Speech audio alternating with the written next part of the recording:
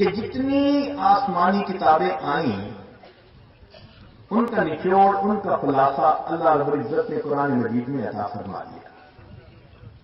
پھر جو کچھ قرآن مجید میں ہے اس کا خلاصہ سورہ بقرہ میں عطا فرما دیا. جو سورہ بقرہ میں ہے اس کا خلاصہ اللہ رب العزت نے فاتحہ میں عطا فرما دیا. اور جو کچھ سورہ فاتحہ میں ہے اس کا خلاصہ بسم اللہ میں عطا فرما دیا.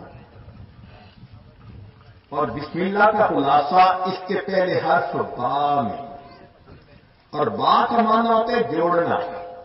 گویا تمام آسمانی کتابوں کا لب لباب یہ تھا کہ مخلوق اپنے خالق کے ساتھ جڑ جائے، بندے اپنے اللہ کے ساتھ جڑ جائیں.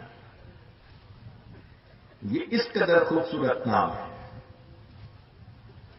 حدیث مبارکہ ہے لا تقوم الساعة حتى يقال في الارض اللہ اللہ. اس وقت تک قیامت قائم نہیں ہو سکتی جب تک زمین میں ایک آدمی بھی اللہ اللہ کہنے والا باقی رہے گا. تو محدثین نے لکھا کہ اس کا مطلب کہ اللہ کے لفظ نے اس زمین و آسمان کو سنبھالا ہوا ہے. اتنا بابرکت لفظ ہے کہ جب تک یہ لفظ دنیا میں ہے قیامت نہیں آ سکتی. تو اگر اللہ کا لفظ دنیا میں ہے قیامت نہیں آ سکتی تو جس بندے کے دل میں یہ اللہ کا نام ہوگا اس بندے کی زندگی میں بھی ایسی مصیبتیں نہیں آ سکتی.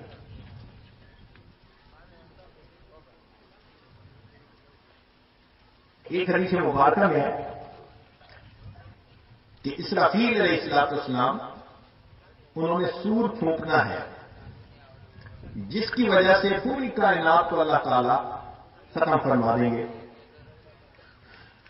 مگر اس کو یہ حکم ہے کہ اگر تم میری مخلوق میں سے کسی کی زبان سے میرا نام سنو تو تم سور نہیں پھونک سکتے.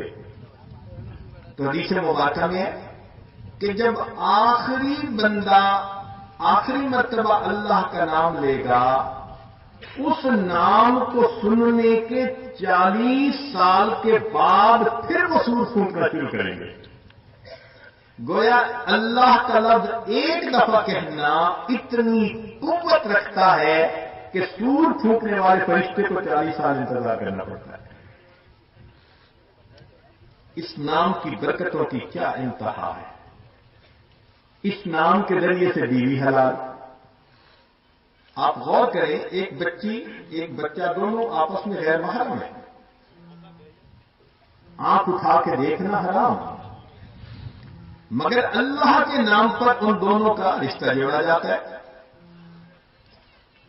یا ایھا الناس اتقوا ربکم الذی خلقکم من نفس واحدہ وخلق منها زوجها وبث منهما رجالا كثيرا ونساء واتقوا الله الذي تساءلون به والارحام. اللہ کا نام کتنا پیارا کہ جس نام کی برکت سے رشتہ جڑا جو غیر محرم تھی ایک نظر ڈالنا حرام تھا اب وہ زندگی کی ساتھی سب اپنوں سے بڑی اپنی بن گئی.